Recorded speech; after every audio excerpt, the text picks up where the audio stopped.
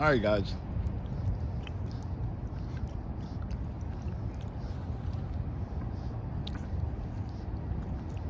This is a lovely Saturday morning. I hope you're up, having breakfast, first cup of coffee of the day, whatever it may be. But this is now a new day, Saturday morning. And I guess you're wondering, what the hell is he doing up this early in the morning? Well,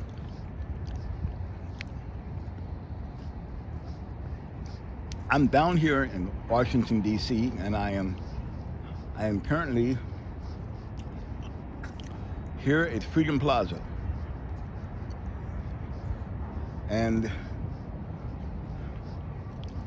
I guess this location has a, that's significant to me. Kind of tell you why. So every year around about this time, December, there's an event that's held here, and the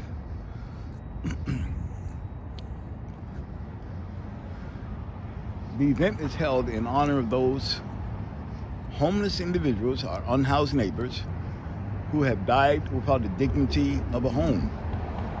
Now, you can't see much of Freedom Plaza now, because it's night.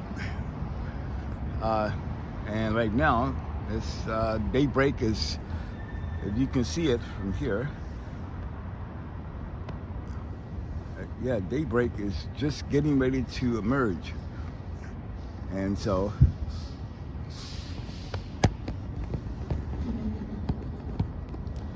you can see the sun coming up now. So,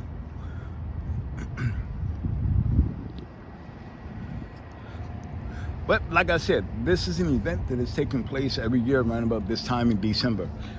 So a lot of your homeless advocates and people of that nature come out, man, around about this time. And we normally celebrate what we normally call the longest night of the year. And it's to commemorate those who died without the dignity of a home. And so we normally, where I'm standing right now, is normally where you will find a tent right along this wall here. You'll see a white tent. And next to that, you'll see like Porta Johns on the outside on 14th Street side. There'll be Porta Johns over there. But we're sitting where our tents will be located right here in front of the Wilson Building. This is the mayor's office. And so that's normally where you will find us. So we come out the longest night of the year, and it's like a 24-hour period, basically. And so we normally start at one of the churches here in Washington, D.C. called Luther's Place. We start there, and we will take the march right down 14th Street until we arrive here at Freedom Plaza. And it's an event that takes place, again, like I said again, once a year, around about this time in December.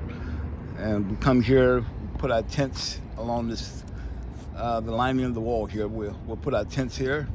Normally like one tent. Last year they had 3 tents. We had a big one.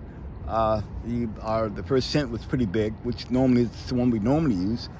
And normally you have people, unhoused neighbors, that come out, especially at night. They will come out, man, and despite what National Park Service says, they will come out, man, and they come in and they, they bring their blankets or whatever they might have, man. And there's normally the bigger tent that we normally use, we have chairs, tables and chairs that are provided. And so normally they rack up a few chairs, man, and lay across and try to get some sleep.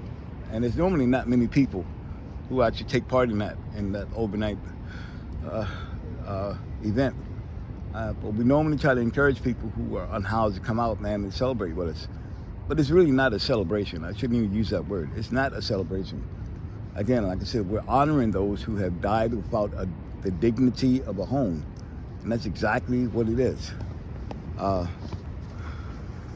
And it's sad to say that because, again, this will be my 4th year doing this.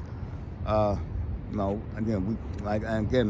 every year when I come out, I have a different feeling, like as if to say that, the message about, providing housing for our unhoused neighbors is not getting through. And I feel that way sometimes. And it's like, so why aren't we getting the message out?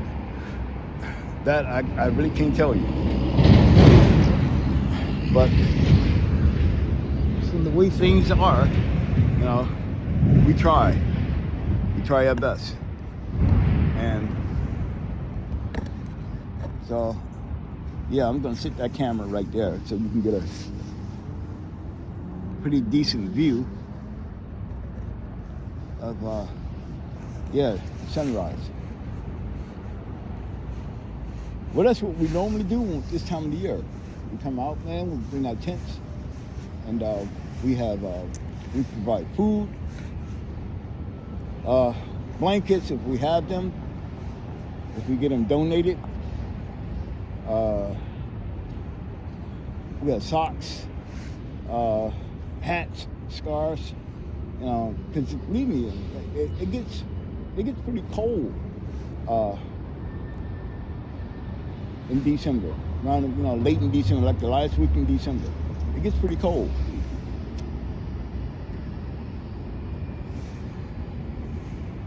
But we do the best we can, considering the resources we have available. And last year we did this, man. We sat out doing the overnight vigil. And like I said, it was really cold. I think we had maybe 16 people that was in the tent.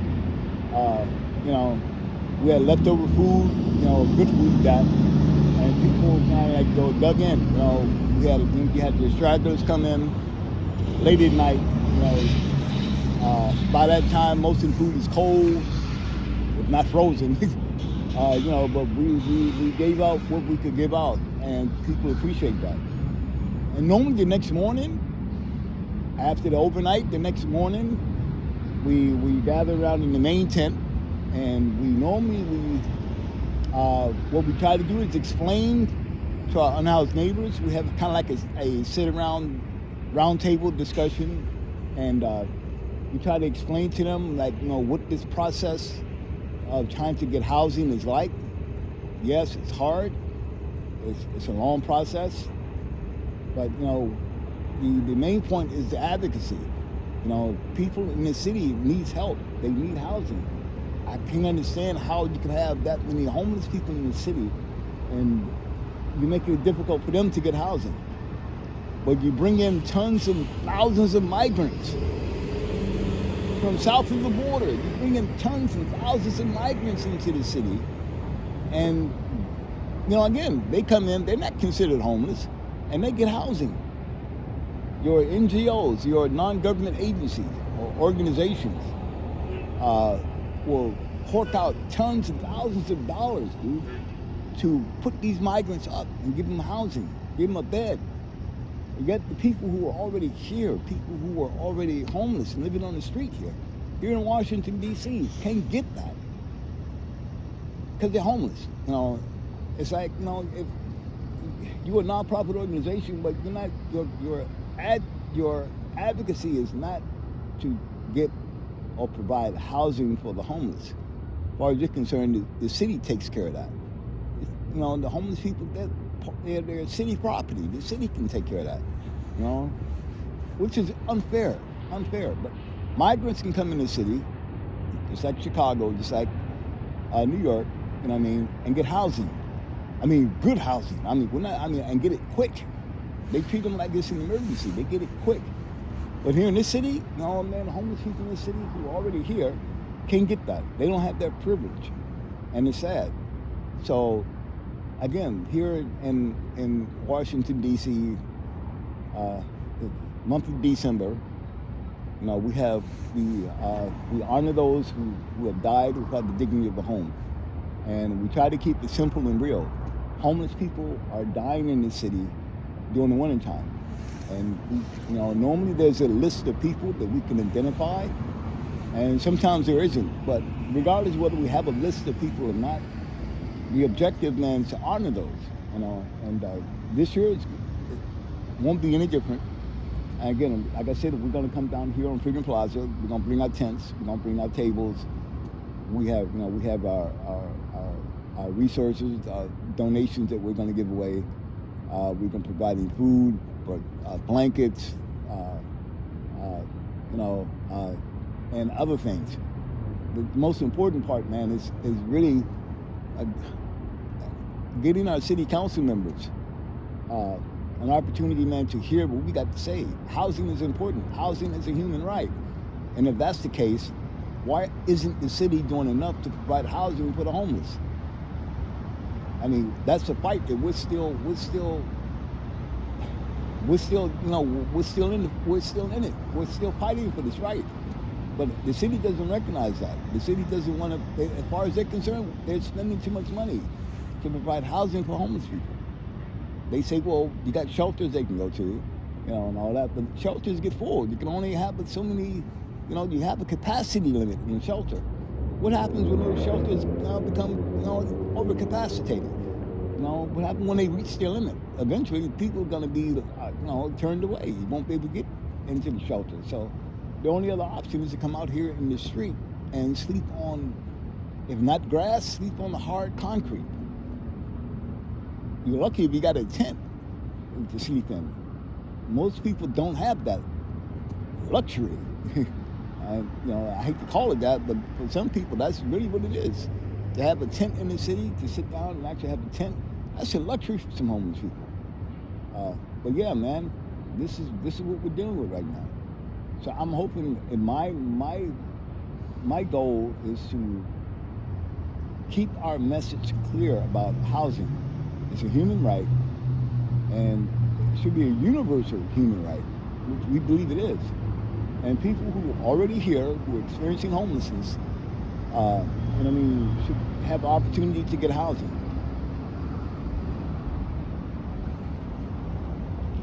Not just an opportunity, but they should be able to get it in less than 8 months. But unfortunately, the city, we have like a DC Housing Authority takes approximately maybe 18 months, man, to get someone housed, to get them a voucher so they can get an apartment. And that's sad. That's too long. In 18 months, someone could actually die out here. And we have seen that happen. We have, we've identified people who have died before they got housed.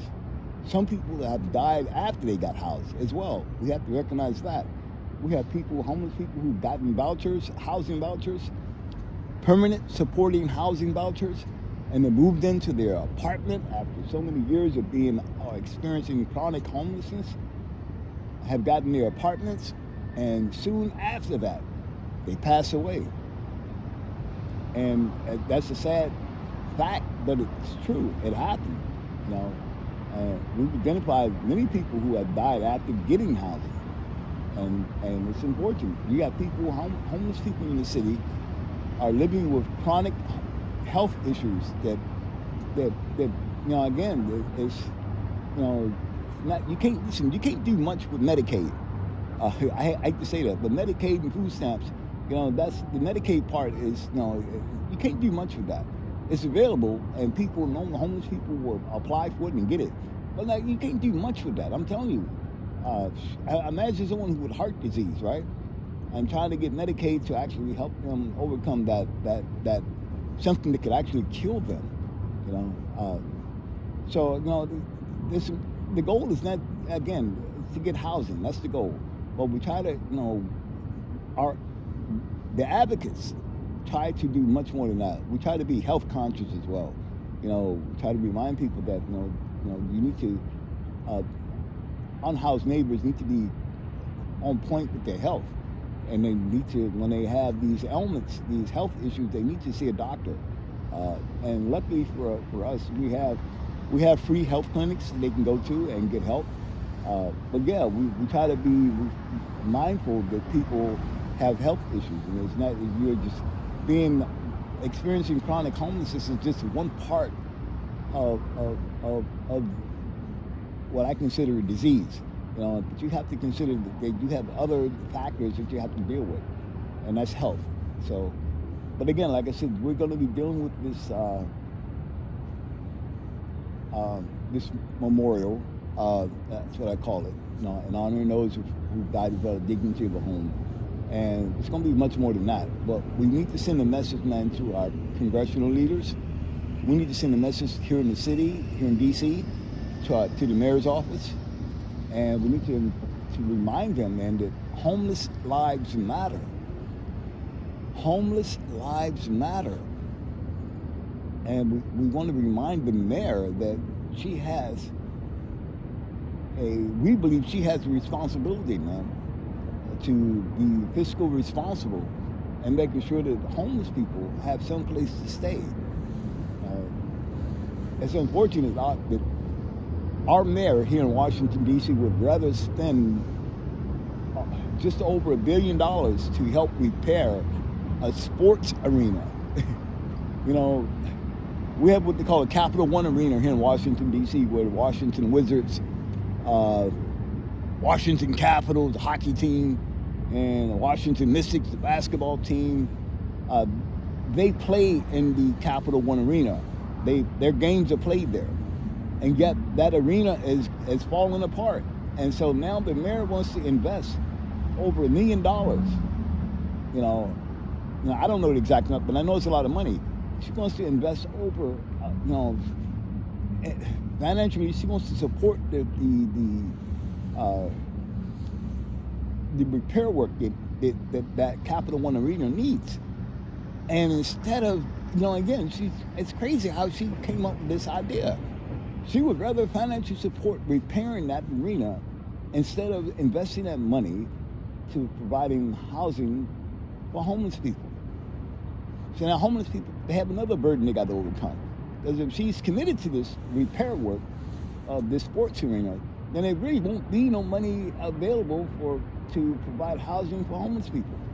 It's like totally ignored the homeless population here in D.C. and goes out of the way to make offering repair work for a sports arena that realistically, man, the teams have already made their decision. Basically, the owners are moving their teams out of Capital One Arena and they're going to Arlington, Virginia. They have a new complex set up, and the council members in Arlington, Virginia are going to get together, and the mayor as well, and they're going to vote to approve this measure. And those teams, the Washington Capitals, the Washington Mystics, your Washington Wizards, are going to move to Arlington, Virginia. But the mayor wants to spend all his money in repairing the Capital One Arena.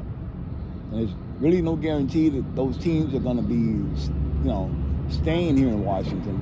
I think they've already seen the writing on the wall. And so the owners are elected right now at this point to go to Arlington, Virginia. And that's where they have a new facility. It's already planned. The blueprint is already made up. And they're just waiting for the city council members in Arlington to make to vote for that measure, to pass it, which I believe it will be. And those teams are going to go right to Arlington, Virginia. And yet the mayor's going to be left with she's probably going to still repair the Capital One Arena. But again, that money could easily be spent on providing housing for homeless people. But no. She doesn't want to do that. She's worried about that sports arena. Does it pay to be homeless in the city? No. Does homeless people in this city get help? Not from the mayor, not from the city council. So most homeless people are left with no other choice, man, in some cases, to sleep outside. Because again, the shelters are full, and if not full, the shelters are unsafe. I should know, I've been in them before. I experienced what it's like. Most homeless people would prefer to sleep outside than going to a shelter. There's a fear that again, I said it's unsafe, unsanitary, unhealthy.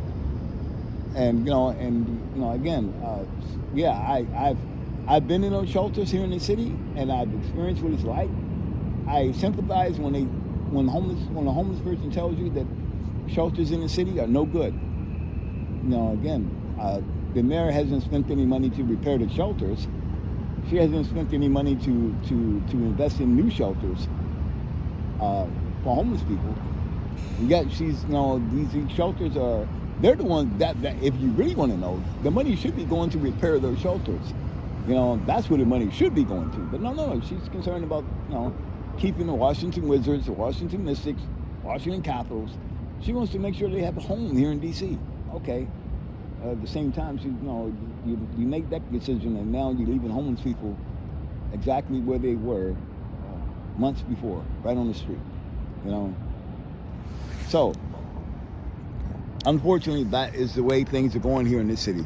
So, just to remind you, the 20th and 21st of December, if you don't know already, now you know.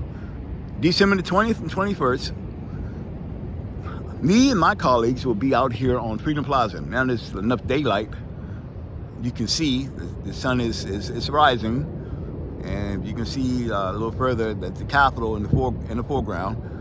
But this area, well, not the whole Freedom Plaza, but what you're looking at right now is where we're going to be setting up our tents, our tables. We're going to be, we have donations that have been coming in, so we're going to be providing supplies for the homeless, whatever that we have that's coming in. Again, the socks, hopefully we'll have some coats. We had coats last year that we gave out. I think we gave out like 120 coats, hats, scarves. Unfortunately, we didn't have long johns. Hopefully this year we'll have that. But yeah, we'll be setting up this whole perimeter right here, what you're looking at right now, all across. There's going to be a big old white tent along with two other tents. And we're going to be setting up, and we're going to have the first day is going to be pretty much, we're going to have a dinner that we're going to provide for our unhoused neighbors. We're also going to have press conference. We're going to have an open mic here as well. And we're going to be talking about these issues regarding housing, because I think it's important. And hopefully me and my colleagues will be doing that as well. We're pressing, man, for universal housing rights for homeless people, and and health care and everything else. It's important, man, that we get people, man, acclimated, get them into some type of, care, so that they won't have to experience this wretched death that most homeless people experience out here in the street. Right now, it's about 30-something degrees right now where I'm standing or where I'm walking, and I have no gloves on, and my hands is getting cold. I've experienced what it's like to be out here on the street. I was homeless at one time. And I know what it's like to be homeless, and I know what it's like to be cold. You can have it, believe me, the old man winter does not care how many blankets you have. If you're out here on the street, you're going to be cold, and there was a time when we used to have people, church organizations, these what we call the NGOs, they would come out, man, and they recognize there's a need, and they come out and they will provide blankets, hot food, hot chocolate, or coffee, socks, whatever they could get their hands on, and they would share that stuff with our unhoused neighbors, and that's a blessing, a huge blessing. And I've experienced those handouts. It made me happy knowing that someone decided to reach in their pocket, spend some money to provide resources, man, for homeless people. And I just happened to be one of those recipients. God bless those people, because without them, man, we wouldn't get no help from the city. Again, this story is not unique to Washington, D.C. It's not unique at all. Think about Chicago, New York City, especially New York City right now. with all the migrants they dealing with right now. Homeless people ain't got a chance. So this is what you're dealing with right now. And this city needs help.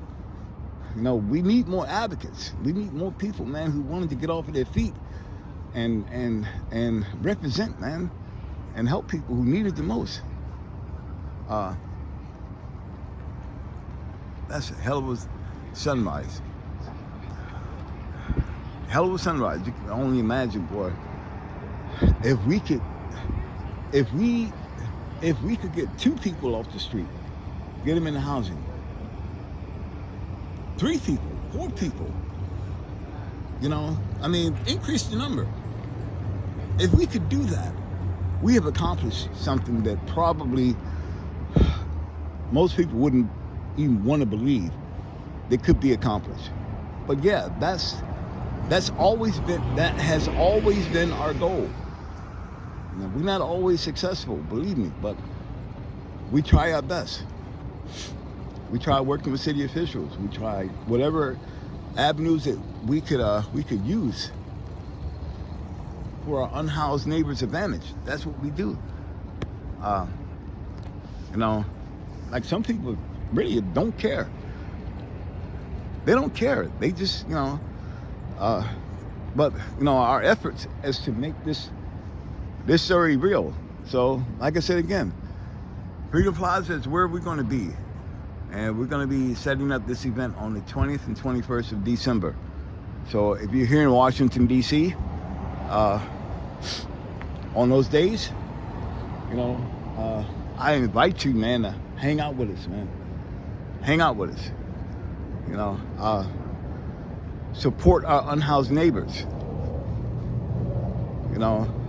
Become an advocate, man, and help people, man, who help to prevent the next wave of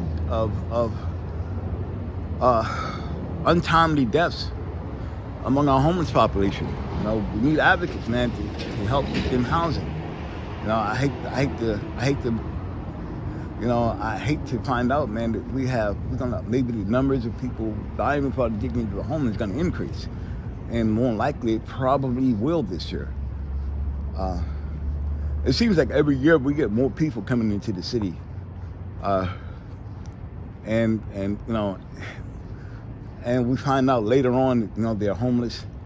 We find out where they're located. Most people who do come in the city normally find themselves in some kind of like encampment or whatever. And when we locate the encampments, our job is to try to provide them with resources and to do peer mentoring, advocacy, and outreach. But sometimes, like I said, we're not always successful. Sometimes we don't get to them in time. The city's response to homelessness, to the encampments, is to close the encampments.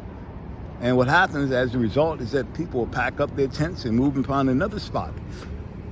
And they unpack and set up their tent.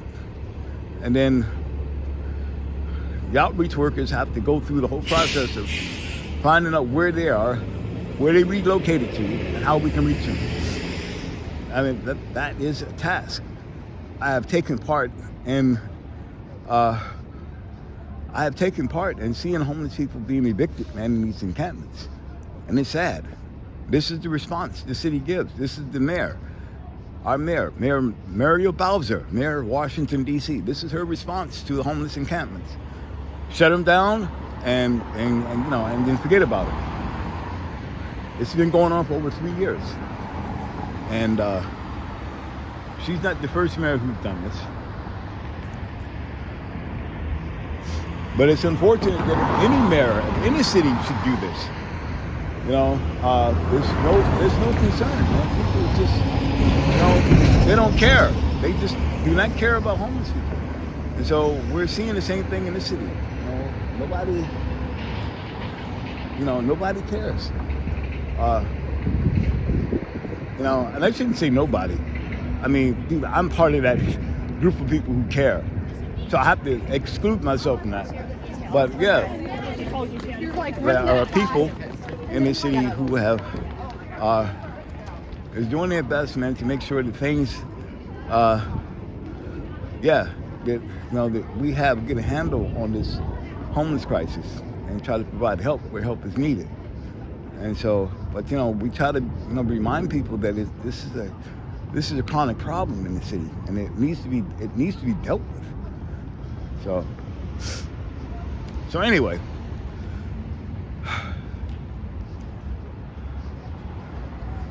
so I'm going to be heading home, and I have my work cut out for me, and so I'm going to have at least 2 or 3 cups of coffee. My hands are getting cold. I'm holding my camera, so and I should have known by the time the sunrise kicked in, this would be a little colder. And but this is like I said again, I've been out here. I came out here early, like 2 o'clock in the morning. I came out. I normally do this. I come out like early after, early in the morning. The next day I'll come out, and it'll be still nighttime. And normally I'll walk around. I'll locate people who are who are sleeping on benches. I just do a quick glance and observe. But we still have those people, man, that are doing that, and it's unfortunate. You know what I mean? It seems like every 2 years the city do what they call a point in time count, in which they actually go out and they try to create a number of homeless people who they believe is homeless, who are sleeping on the street. And we keep telling these officials that point in time count, you'll never get the number right. But again, they get an estimate of how many people are out in the street. And that number is never the same. Every 2 years they do that. And they wait every 2 years just so they could, they know that people are coming into the city and they're homeless. And so they kind of gives them an estimate how many people they actually want to provide vouchers to. And then they wait another 2 years and then they build up again.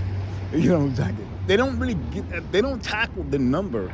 Like an example, let's say they came out and they counted 120 people. They got 300 vouchers, but they counted 120 people. So what they do is they give out, instead of giving out the 120, right, they give out maybe 75 of that 120. And that means that they, yeah. So you got 80 people left out of those out of the loop. Now they got to wait. The next 2 years, they got to wait before they can even get those, be awarded any kind of voucher. You think that's right? Like, hell no, it's not right. You should have given out 120 right off the break, but no, you waited. I mean, you only give out, 75 of those fucking vouchers, and then not even 75. You really, yeah. But anyway, that's how they do it in the city. Do you know that early in the year, I shouldn't say early, I should say around about November, news came out that the city had left over 3,100 vouchers were left unused, sitting on someone's desk.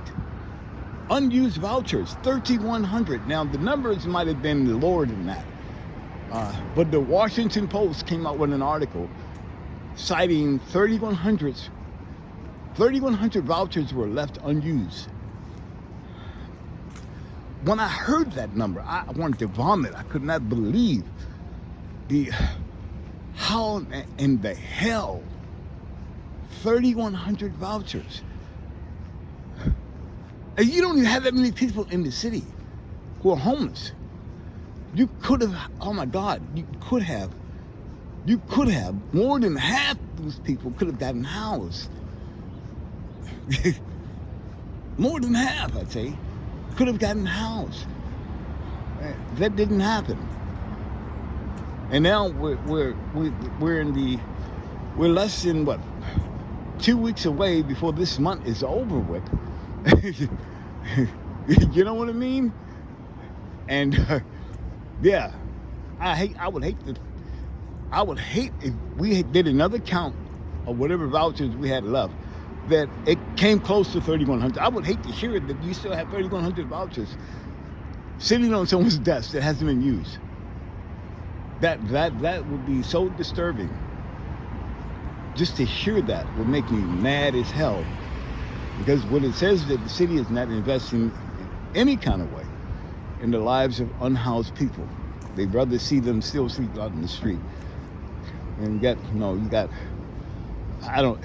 I can't even talk about it anymore. But we're going to continue to do the work that we know is important.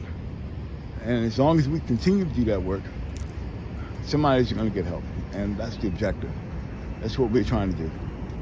So I'm going to be on my way. And like I said, my work isn't done. So hopefully we'll see you December the 20th and 21st at Freedom Plaza. If you're in the city, come drop by, man. Say hello. Meet our advocates, meet our outreach workers. And yeah, I mean, again, if you care to drop off some needed items, we'll be happy to take that as well. So, like I said, December the 20th, 21st, Freedom Plaza, Washington, D.C. See you there.